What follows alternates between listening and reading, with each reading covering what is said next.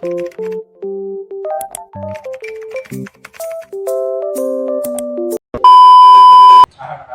evening, sir. This is my reflection about the national identity and rights.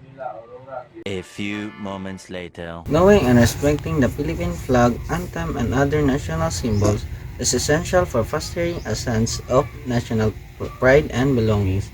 These symbols represent our shared history, struggles, and values.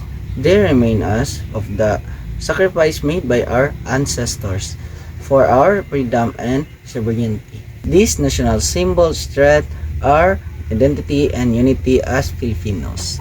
They provide common ground and evoke feelings of pride and solidarity. Among the symbols, I believe the Philippine flag is particularly relevant today. It serves as powerful reminder of our shared duty to uphold democracy elections, where the flag was prominently displayed commitment to choosing leaders who support democratic values and protect citizens' rights.